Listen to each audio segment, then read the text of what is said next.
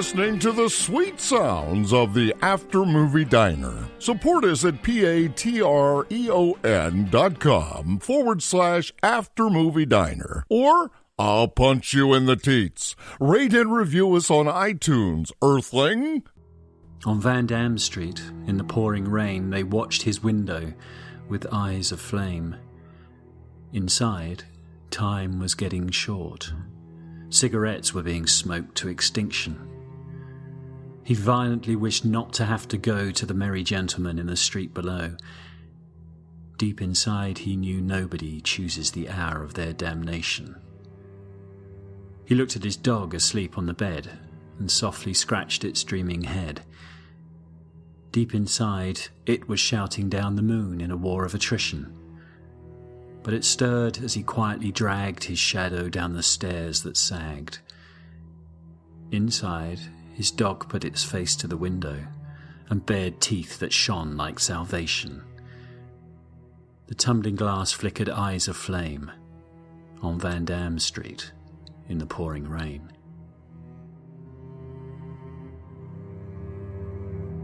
Are You Hurtling Towards God Knows What? A brand new book of poetry by J.E.A. Wallace, available now on Amazon.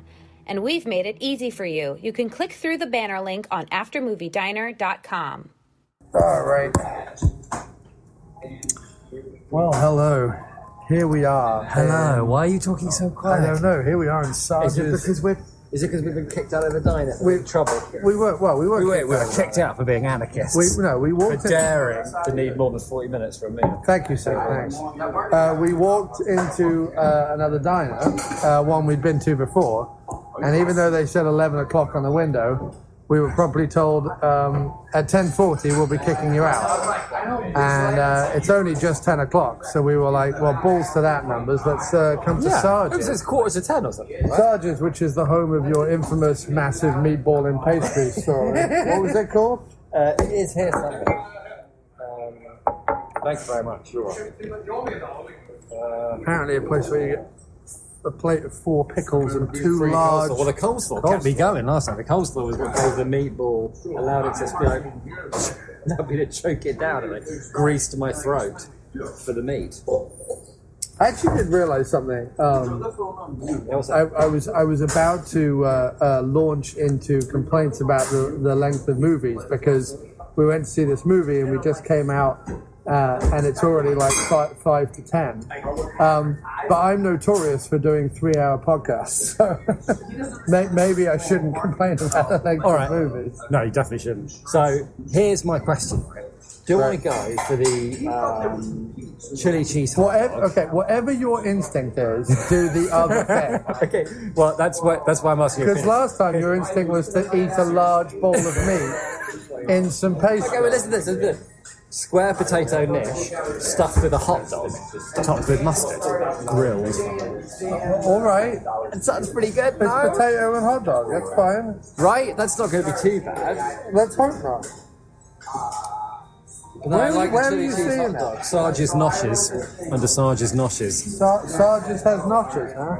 Which, to be fair, is the... Thank you very much. The only problem is, it's the item that's directly beneath. This is hilarious. This guy just keeps, putting stuff near the phone to be like, Stop talking. You must be a fan. Yeah, it's the thing right... It's the thing below Deli Wellington. Beneath the Deli Wellington. Which is what's worrying me. Yeah, I would stay well clear of anything in that area of the menu. Just confirm. You're right, I'm going to go for the chili cheese hot dog. Yeah, go for something regular. Hey, do you know what you want yet? No. I haven't even barely started looking. Right. Sorry, Chief. I'll be a couple of minutes. It does have an impressive menu, though. But yeah, it's a bit... We were, trudged through the cold, having come from a cold cinema, looking forward to a nice meal, sit down, and then he gives him in here. Had a sign that was just like, it's going to be freezing cold in here, sorry, can't do anything about it. But literally that was an A4 piece of paper they had nailed to the wall. Right. Almost as bad as the MTA going, oh yeah, we stuck a poster somewhere that said there'd be delays. Right. But it was a really insidious cold. It was an insidious cold. Yeah, you certainly go, yeah, this is all right. That sounds like a horror movie, Justin Lin would. It's insidious. cold. Insidious : Cold. It's essentially a remake of The Thing. It's just like a horror movie in the Arctic with a bunch of bearded guys.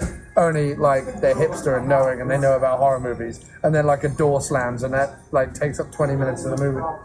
I think you're confusing this decade with another decade. Like, they haven't made movies where the characters are knowing about horror films for a while. Now they just get scared. Well, whatever. I'm just combining a bunch of things that annoy me. But the trouble is, you're doing it in a scenario that does sound quite entertaining. I would say any horror film in the Arctic, and I'm interested. That's because there's something fundamentally wrong with you. Deep down. Why? Why is that wrong?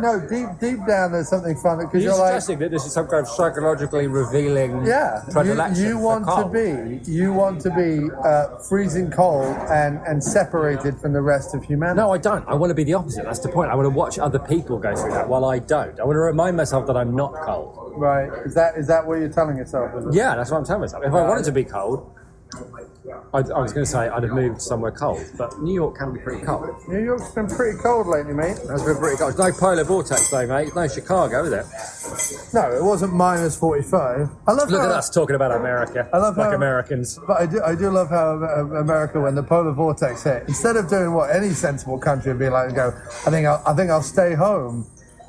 They just went, if you do have to go out for work, just try not to open your mouth too much. And you're like, it's minus 40. Not even minus 40 Celsius. Just work from home. 40 We've all got Fahrenheit. computers now. Don't work. Yeah. Use it as Take an the day opportunity to literally not work. They are quite mad. They are bastards. quite mad, aren't They they? are Really, quite- it is a country of madmen. Mad bastards. Well, to be fair, it's because they wake up every morning.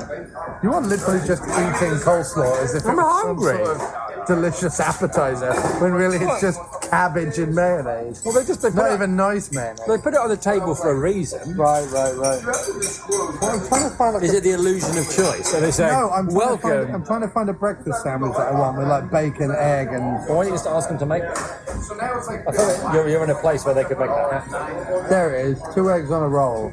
There you go. 2 eggs on a roll, and I want Your that, idea of heaven, mate. 2 eggs on a roll. I want that with. I want that with bacon and Swiss, and I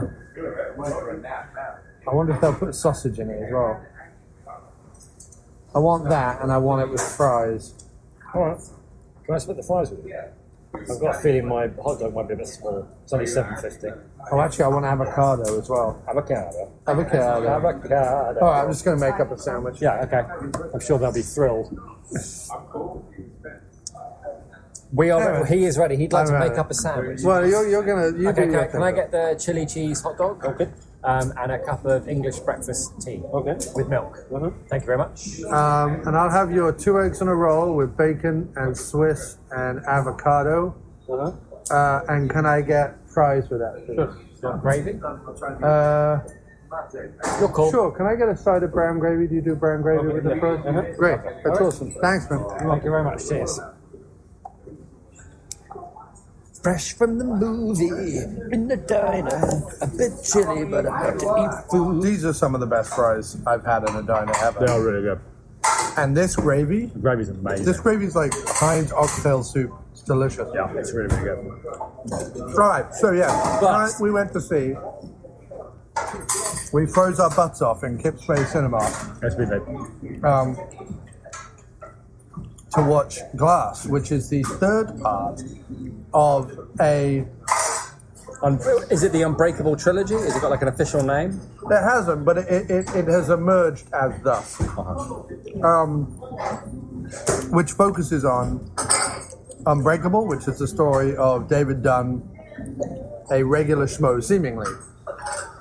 A regular schmo who is the only survivor of a massive train crash outside Philadelphia, goes on to reveal that he has super strength and has never been sick. Right. And it's not that he can heal really quickly, it's just that he doesn't damage at all. Although he gets older, which is interesting. Yeah. And introduced in that movie is a character played by Samuel L. Jackson that is known by the name of Mr. Glass. Mr. Glass. whose first name is Elijah. Elijah, yeah. Then nothing happened for years. Years and years. Well, I'll tell you what happened. M. Night Shyamalan made a series of terrible movies. Right. No, not terrible, but they got progressively more terrible after Unbreakable. It was Shyamalan's best film, in my opinion. Yeah. Unbreakable is his best film. Yeah. I think what happened was he saw the rise of comic book movies.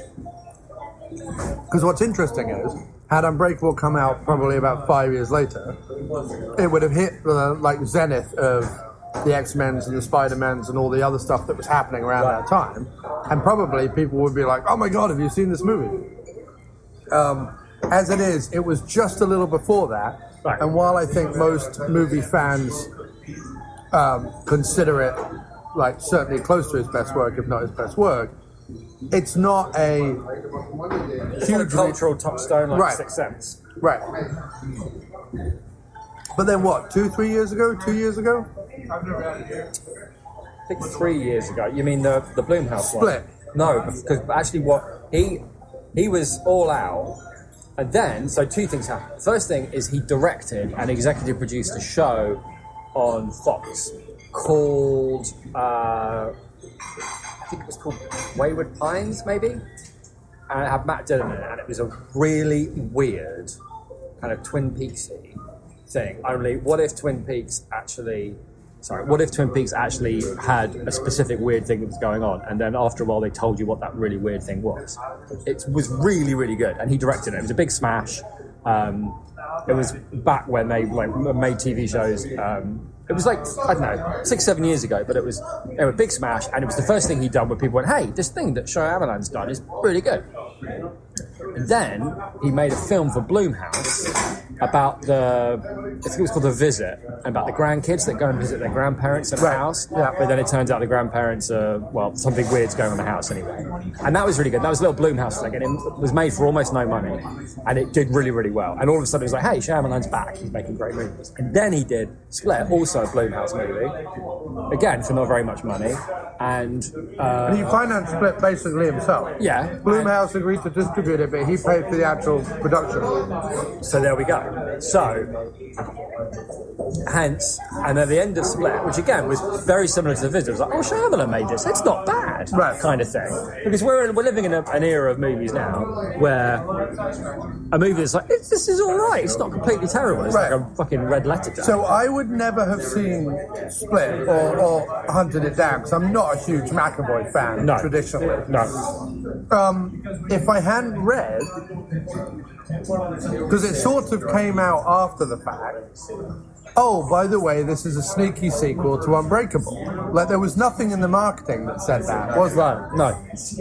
Kind of came out after the fact. I just heard good things about it. I think I ended up watching it on HBO or something, but I remember hearing good things. So, all of a sudden, I'm like, wait, Unbreakable had a sequel?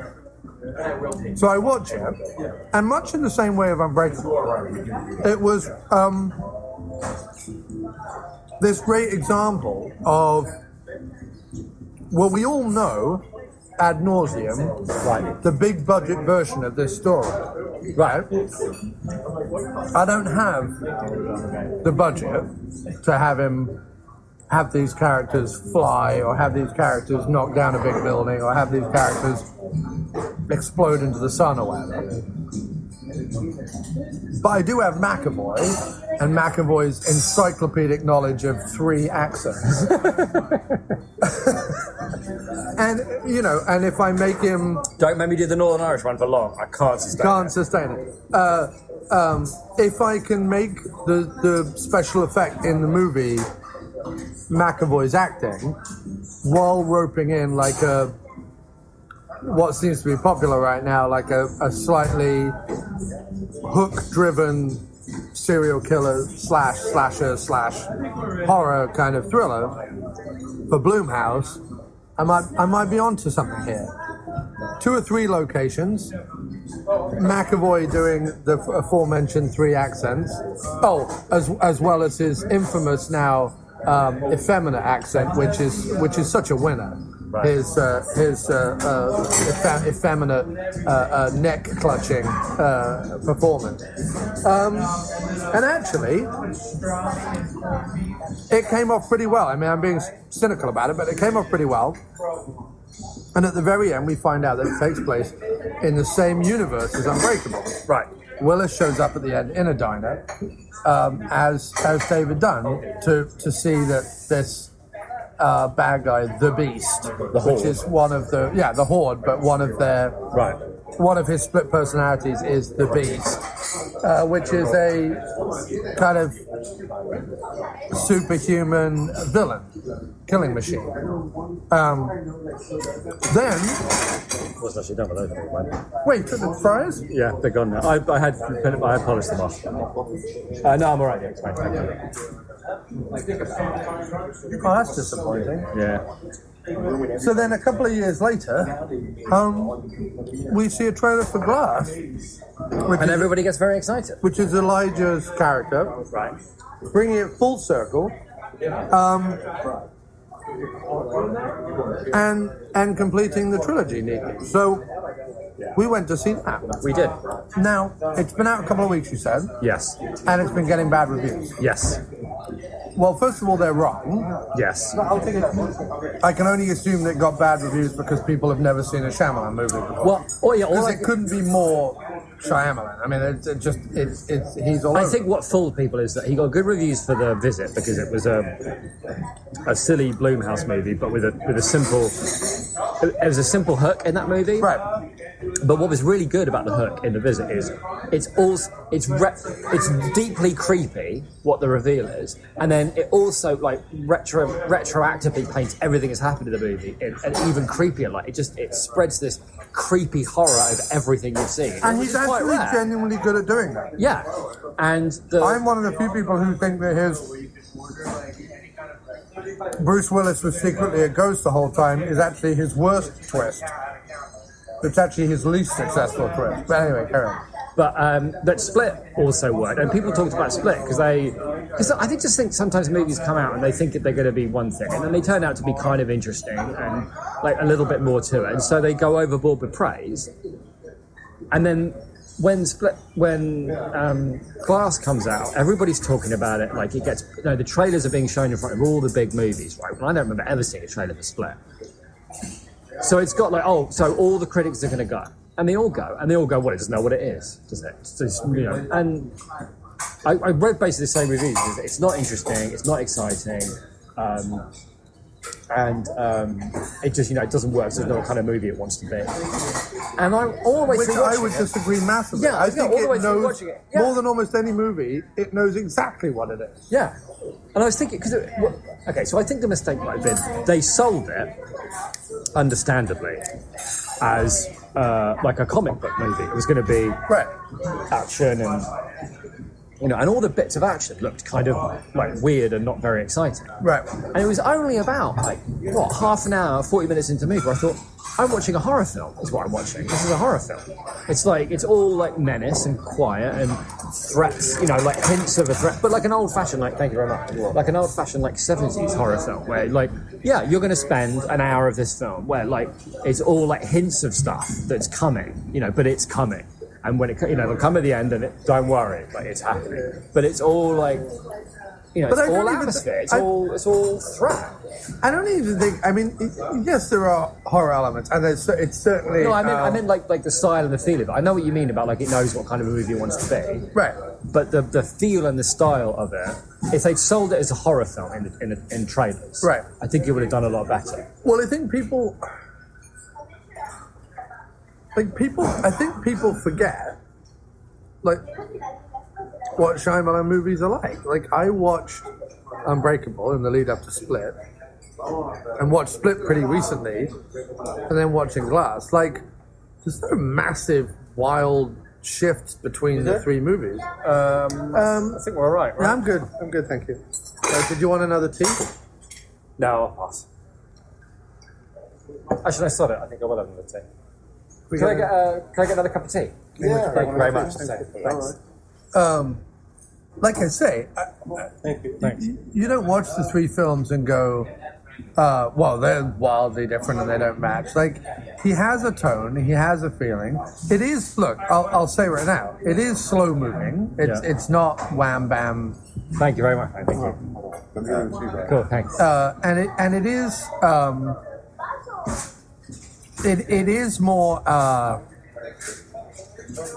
you know, what Shyamalan does is he does 2 hours of setup and like 10 minutes of payoff. Right.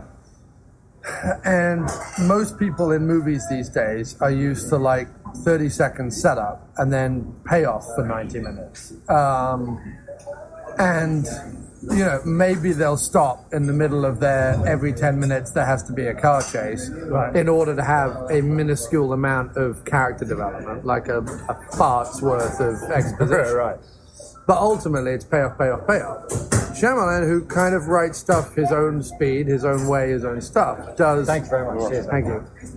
Does, as I say, like 2 hours of setup and 10 minutes of payoff. And you just have to be... Patient. Yeah, but you just have to realize, like, that's the movie it is. And sure, it has horror elements, it has thriller elements, it has drama elements, it has comic book discussions. It's also a way to... what's also interesting about the 3 movies, mostly Unbreakable and this one, though, more than Split, because Split can be seen as just a split personality psycho thriller until it kind of tacks on Unbreakable at the end. But Unbreakable and Glass is their exercises in how do I make a superhero movie with little to no money. Yeah. So in other words, and I'm sure there were people watching Glass that get super annoyed that the big ending that is teased throughout the third act doesn't happen. I'm sure they're like, oh, I can't wait till like one of them flies or they set fire to the building or there's going to be explosions or something. And I think although there are twists and turns in this movie, I think the big trick that M. Night pulls in the film is to hold on to his vision, his mood, his pace, and not go the easy route of, well, go on then, Bloom, give me an extra 10 mil and I'm going to, blow up that building or whatever. He's like, no, what matters is the story, what matters is the twist, what matters is the strands that I've laid throughout the film that you don't realize are being laid will all get tied up in the end. And it's like a really neat trick, but it's a neat trick that it's a neat trick that kind of like he's done a lot, and when he does it poorly you kind of go ugh. But like this one, like Unbreakable, was done really well. Yeah. There's like one element about the twist that I think he could have made slightly clearer, but in general, I did really like it. I can't imagine it's one that I'm going to watch anytime soon again. The only thing I would and Bruce Willis has all but given up acting. I mean, he has just given up. He is literally showing up to be his face. Like when they learn how to CGI Willis' face onto a plate strapped to a broom handle, that they'll just do that. Willis will just collect paychecks for his face. I might watch it if I find myself watching Unbreakable again, because I haven't seen Unbreakable since I first saw it. I think I've only ever seen it. But I think you'll be surprised, because I was when I rewatched it, how slow Unbreakable is. Like all the way through Unbreakable, you're like, where's the montage where he's going to like try out all his skills? Yeah. And it kind of never comes. Like, even by the end of this movie, you don't know what all his skills are.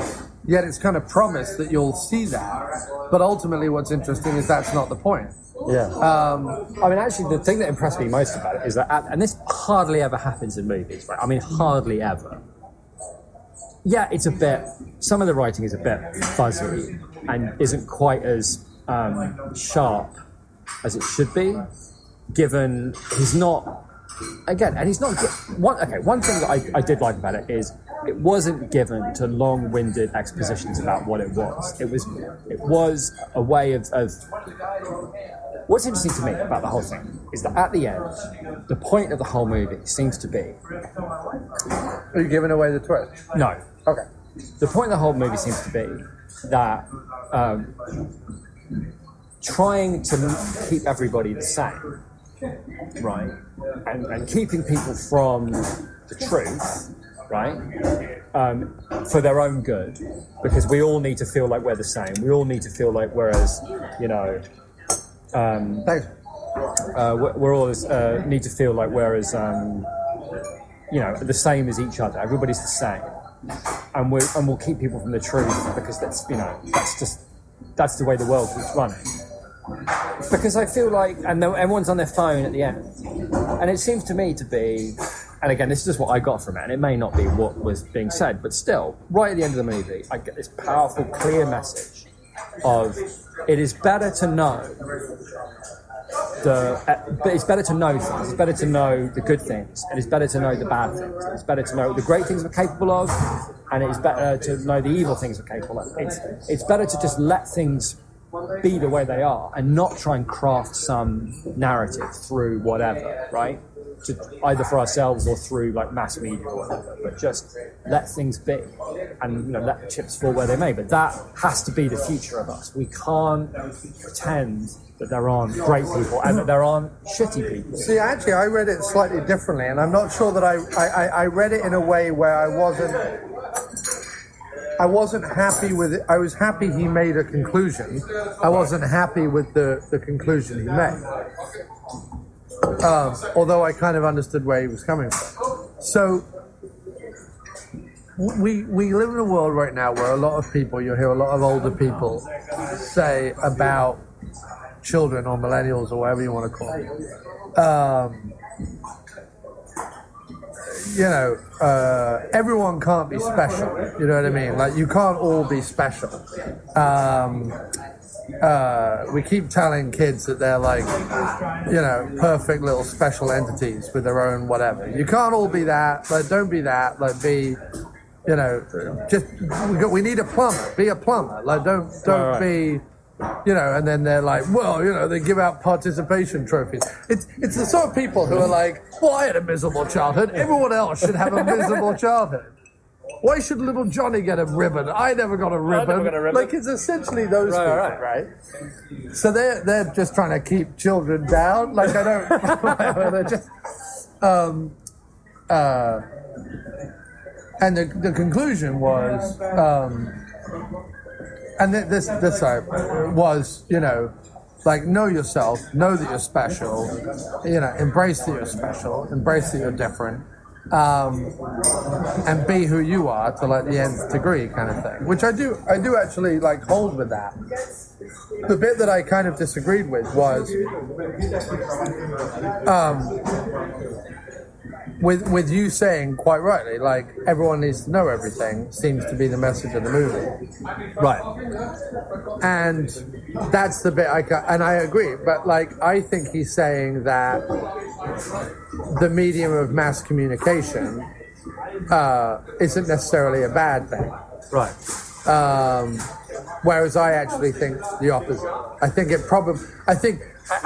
don't think it's a bad thing in concept, but I do think that in practice, we are not, and again, I'm sure human beings will evolve in 50 to 100 years, where we are capable of taking in this amount of information on a daily basis, all day, every day, without going fucking crazy. Right. But because human beings do, our society evolves, our philosophies evolve, we've had this conversation before, like when the world seems very oppressive and bleak, I go, yeah, but spin back 50 years and it's a lot fucking worse. You know what I mean? Right. And shit goes in cycles, but like each time the same shit comes around, although it feels as monumentally heavy and awful as it did the last time, the truth of the matter is it's actually slightly lighter and slightly better than it was the last time.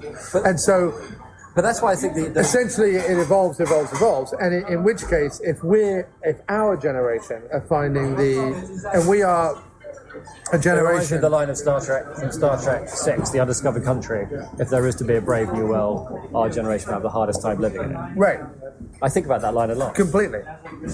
And I think it's because we grew up in an analog world, but we adopted the digital world pretty quickly. We were like the first generation to adopt the digital world. Which is why, like, when people are like, oh, you're such a millennial, I'm like, actually not. They've actually named a generation between Gen X and millennials that are essentially our generation. We were raised in an analog world. We're aware of going outside to play and reading books and drawing on paper and writing, and we were taught like physical things. But then in our mid to late teens, slowly adopted digital, and by our 30s are most likely working in those jobs. Like, we do actually fit a pattern of a generation. Yeah, we do. Yeah, you're right. And all our friends fall into that. But what I was saying was, I don't think human beings right now are capable of taking in all the information all the time. So I think a couple of things he was saying at the end of the movie are slightly at odds with how I perceive. Which is true, but then what I liked about that last shot, which I won't go into, when the arrangement of the people in the last shot, what I liked about that was I felt like that underscored that it's like, I don't think his message was necessarily, although I think you're right, his message was, it can be a good thing. But I think having that arrangement of people at the end was about, it's a good thing, it's the good things, it's bad things, it's everything. It's being potentially in love, with a serial killer. It's, like when you actually look at the people, forgetting the one on the end, one of the ones on the end, those are two of the worst things, that they like, how can you be in love with a serial killer, mothers of other serial killers, like these are, but it's like, but they are, in a way, heroes, right? And having them there, I think, is meant to be about, it's terrible. Like, there's terrible, terrible things happening, and it makes you feel like garbage. But it's still, in the long run, better. Right.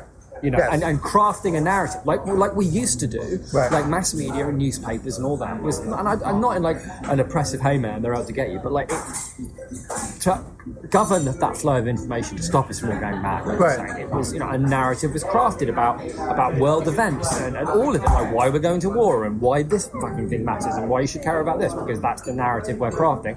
Kind of subconsciously, but also not. Like the people who are the gatekeepers know as well. They know what they're fucking doing. No, actually, it was really interesting. I was listening to, it was about one of the only interesting things, but I was listening to a Steve Coogan interview.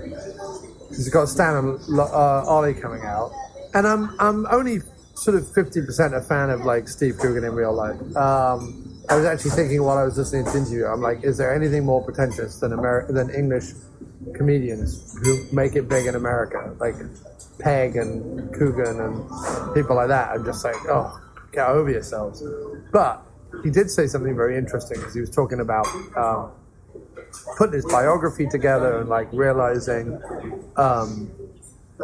his faults and how to sort of talk about those without being self-indulgent, but by also like embracing the negative parts about him or the mistakes that he's made or whatever it is.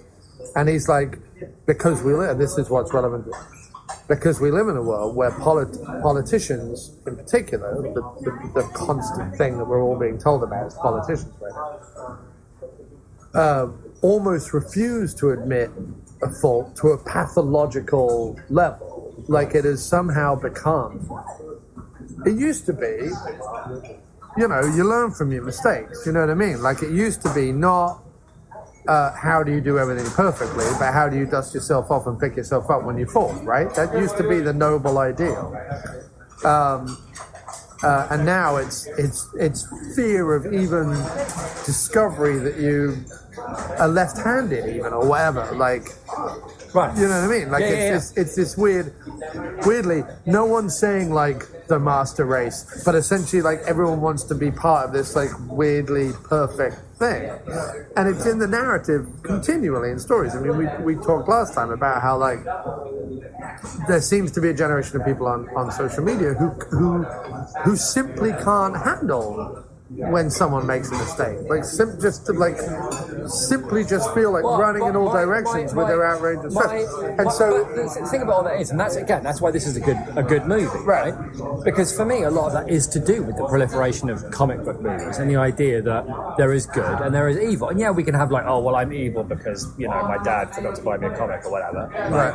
But it's still like there's good people over here, right, and evil people over there. And the good people are flawed. They're flawed and they have troubles, but they're good. Right. And those evil people, they're evil. And the reason they're evil is they crossed the line. Right. There was a line in some situation that they crossed, and now they're evil forever. Because in those movies, they don't hop and skip around. You know what I mean? It's not like I'm good one minute and then I'm evil, like fucking everybody is. It's like you cross the line and you become evil. And so that's all anybody's searching for in all this shit that's happening right now. Is the knowledge that I am good. That was the bit in Black Panther that blew my mind. Oh, which bit? Well, was it the villain still died at the end? Because he wasn't really a villain. I mean, he was, but he wasn't really.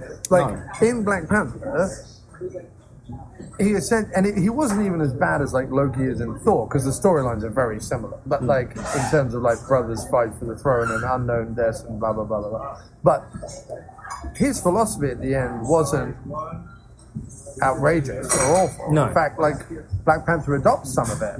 So, but why did he still have to die? Like that was like he could have saved him and been like, well, I don't know, because he crossed the line. There's a thing in comic book movies, right? But it's super weird. Right, but then he crosses the line at the end by killing all him. Anybody's doing now is saying, look, the line. Right. Look behind you. You just crossed it, and now you're dead to us. You're now evil. Right.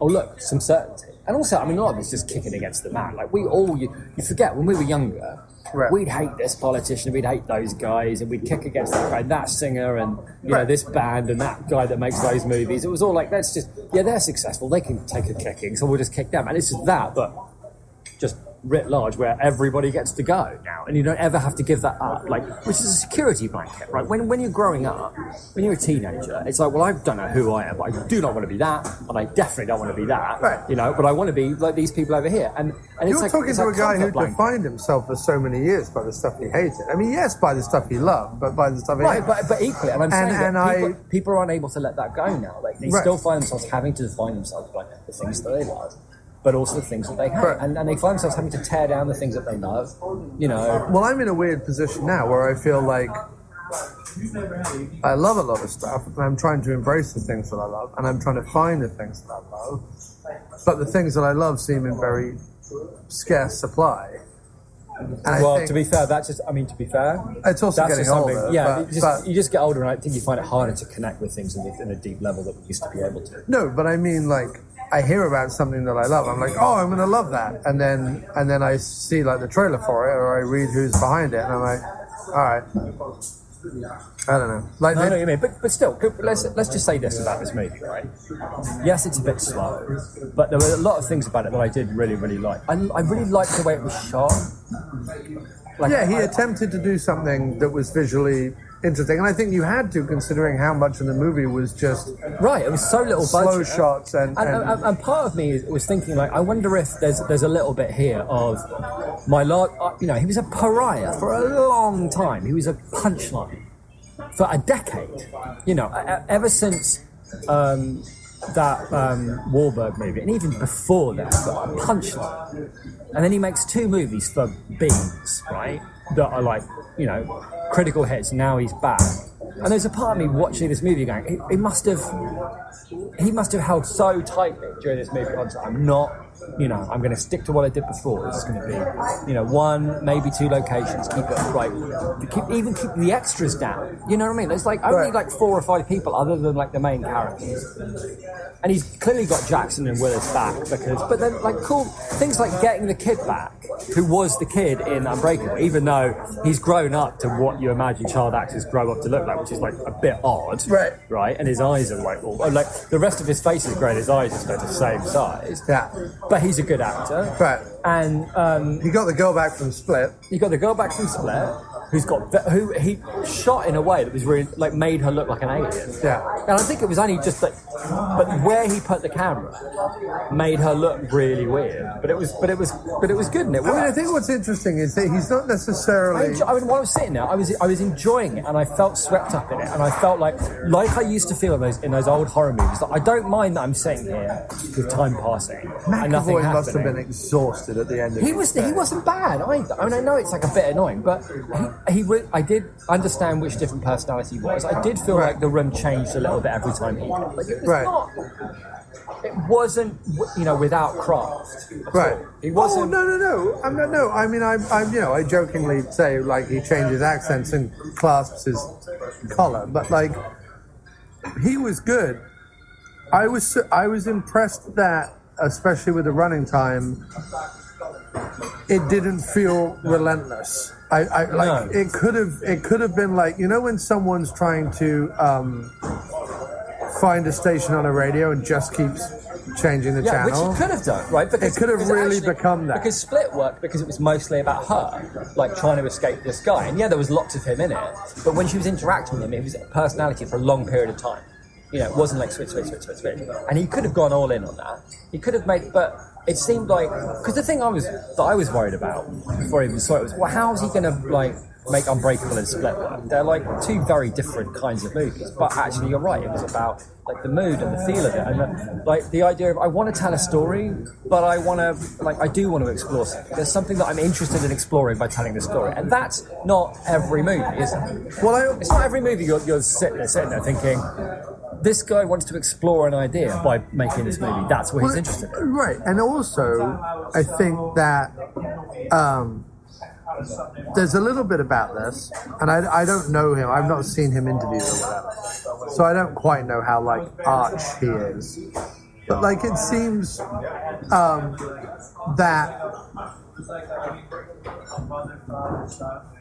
he's obviously a comic book fan, and he's obviously a fan of looking at the best that comics have done, the important comics, and like analyzing them almost to the nth degree. And there's a lot of that in this movie. And all the stuff that Marvel movies and DC movies feel like they can't do because they'll lose the audience. Like you look at Iron Man 2, which was partially based, or meant to be partially based on and I forget the name of the comic, but it's basically the one where Iron Man goes off the rails and is drunk, and I forget what it is, but he's really wrestling with the idea of being Iron Man. And instead of sort of bravely telling that story, they kind of went, well, we'll throw a bit of it in there, and then we'll throw a bit of this other story in there, and then we'll like kind of mash this other thing into there, and it came out like a big mess. The most interesting a big budget comic book movie has come, and I'll say this till the day I die, is Iron Man 3. It's really the only comic book movie that bothers in a genuinely serious way to like analyze the character that is at the core of the story. Yeah. Deadpool, for all its breaking the fourth wall and pointing out like comic book cliches and everything, doesn't really examine any of the characters too deeply. They're all props for gags, and I'm totally fine with that as well. Like I think they do that very well. But I still say the only comic book movie made by one of the two big studios that actually delved into its main character in with any kind of confidence and skill is Iron Man 3. Fair enough. And this movie and Unbreakable, Glass and Unbreakable, feel to me like a comic book fan who's like, look, I can't do the bells and whistles.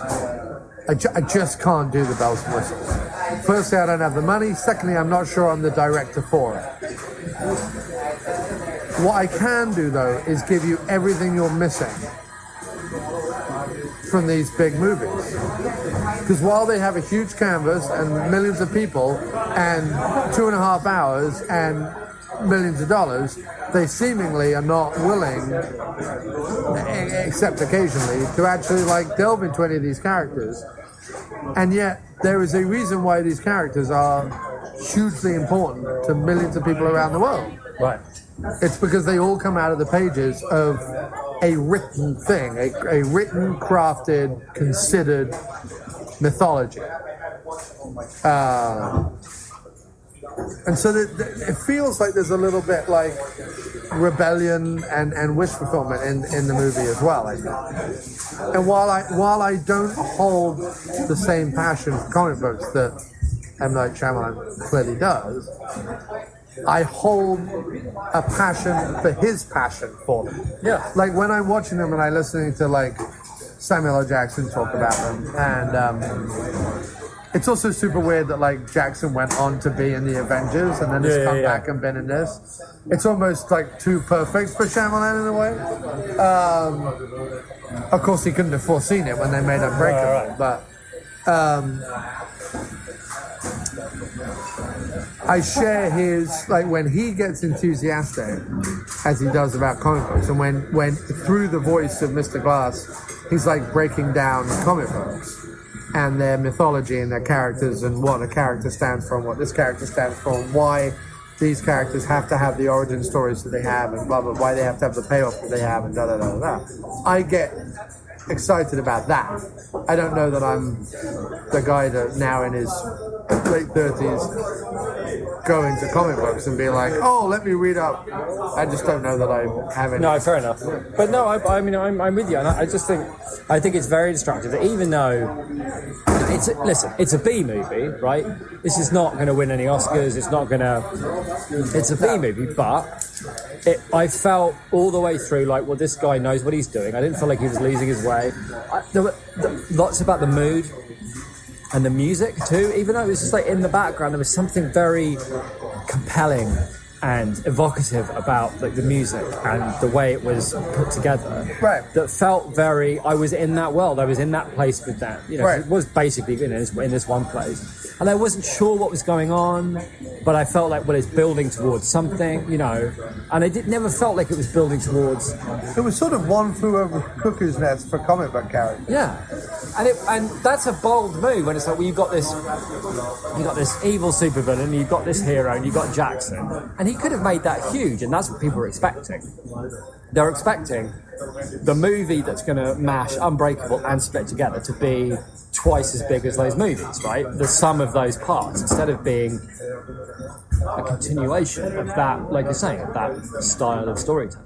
And I think they sold it wrong, and they tried to make it out like it was going to be like a big action thing. And then people were like, what? I've been sitting here for an hour and a half and nothing's happened, right? So I get why that was, but equally I think it's instructive that, okay, it wasn't a packed cinema, but it has been out for 3 weeks, and it's still in one of the major New York cinemas, despite some of the films we want to see not being around. It's in multiple. It's at 34th Street, right. 42nd Street. And in good times too, like 7 o'clock, 9 o'clock, and the cinema was, I mean, it was only a small one, but it was pretty full. Like behind us, I know we got there first, but certainly our row and the people behind us were all there.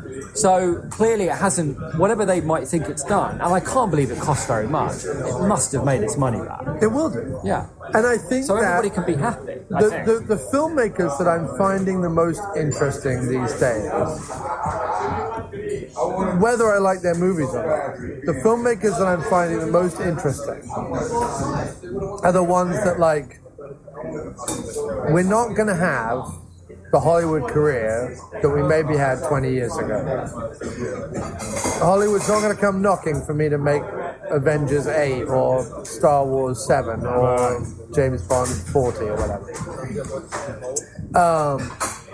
But I made enough money off the back of those movies, and I have enough continual clout that I'll never want for a roof over my head or food for my children. So as long as I like partner with the right people and keep my films small, I don't need to make... First of all, I don't need to spend twice the budget on advertising, because word of mouth, because Shyamalan, like you said, Shyamalan was a joke for 10 years. But he's a known social media meme. Like, you can trade off that. Yeah.